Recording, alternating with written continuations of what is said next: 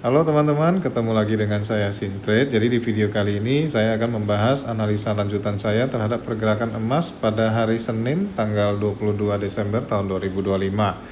Sebelum saya lanjut, jangan lupa teman-teman untuk dukung terus channel ini dengan menekan like, komen, maupun subscribe-nya agar channel ini bisa semakin berkembang dan bisa bermanfaat bagi yang membutuhkan. Oke, kita langsung lanjut saja bagaimana update lanjutan analisa saya.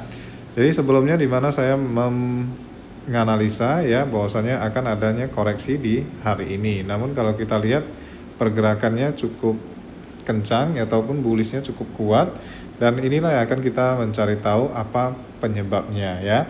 Jadi di grup kemarin sudah saya sampaikan mappingan saya tentang bagaimana rencana saya untuk entry di hari Senin ini, di mana saya memperkirakan bahwasannya market akan naik dulu karena ya kalau kita lihat garis ini yang saya garis ini merupakan titik resistan yang bisa menjadi support. Jadi akan ada sangat kemungkinan harga naik dulu ke titik supply ya, ke titik resisten yang ada di sini dan baru kemudian turun. Ya, maka saya menyarankan teman-teman untuk melakukan sell di 49 sampai 56 dengan harus adanya konfirmasi berupa engulfing ataupun rejection candle. Namun tadi pagi ya kita tidak melihat adanya rejection candle maupun berupa bearish engulfing di sini, sehingga kita tidak menyarankan teman-teman untuk melakukan sell dan sampai saat ini masih menahan posisi ya. Dan kalau kita lihat apa yang saya sampaikan benar, harga masuk, harga naik ya, tapi naiknya memang sampai saat ini belum terjadi koreksi. Maka kita akan mencari tahu bagaimana emas itu hari ini ya naiknya cukup tinggi dikarenakan apa, itu yang akan kita ketahui terlebih dahulu ya.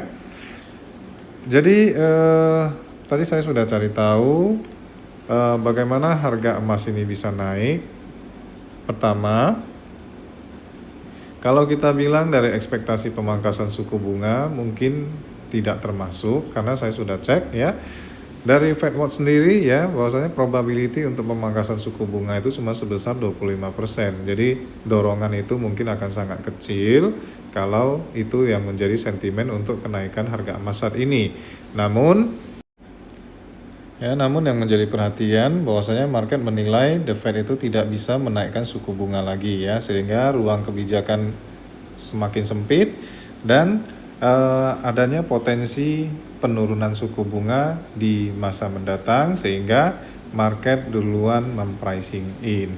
Dan selain itu kalau kita lihat lagi ya, yield obligasi juga turun sehingga USD juga melemah, serta ada kondisi geopolitik yang memanas antara Iran dan Israel, serta tekanan politik ya antara AS dan Venezuela. Jadi seperti itu mungkin beberapa hal yang melatar belakangi kenapa harga emas ini naik cukup tinggi di pagi ini, yang dimana kemarin saya sampaikan secara psikologis dengan adanya berita news PCE yang akan dirilis nanti malam akan berdampak kepada koreksi yang terjadi ya.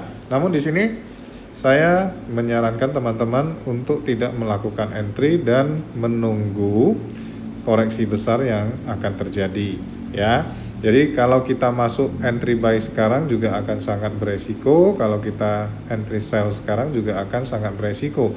Jadi kalau saat ini kita melakukan open posisi, maka resikonya akan sangat tinggi karena kita tidak tahu arah market mau kemana ya, dan kapan aksi TP itu terjadi kita juga tidak tahu, sehingga lebih baik kita mengamankan untuk tidak melakukan open posisi, dan akan lebih baik kita menunggu apabila ada terjadinya aksi profit taking, sehingga kita paham dan bisa lebih aman ketika membuka posisi ya. Jadi ada beberapa posisi buy yang saya sarankan ketika harga terkoreksi di hari ini ya. Di sini adalah nih yang saya tandain merupakan ATH sebelumnya di 4382. Kalaupun harga terkoreksi, bisa kemungkinan ini menjadi pijakan salah satu supportnya. Dan kalau di sini tidak ada konfirmasi ketika harga terkoreksi ya, misalkan konfirmasi seperti bullish engulfing ataupun rejection candle, maka kita tidak akan entry di sini juga dan mencari kemungkinan yang lain ya. Jadi banyak sekali titik-titik yang bisa menjadi support untuk penurunan untuk koreksi gold saat ini. Jadi kita akan mencari beberapa titik, bisa saja kita cari titik yang resisten menjadi support ya, di sini satu. Ya, bisa menjadi resisten yang menjadi support, karena kalau kita lihat ini ada satu ekor yang hampir kemari ya, jadi kita boleh geser sedikit. Oke.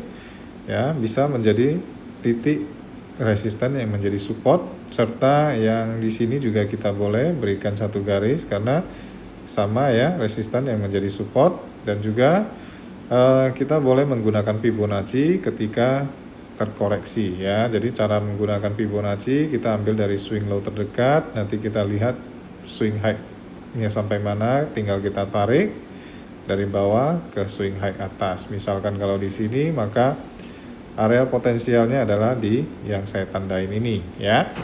Jadi cukup seperti itu mungkin yang bisa saya sampaikan di update video analisa saya hari ini. Semoga bermanfaat dan salam profit konsisten untuk kita semua.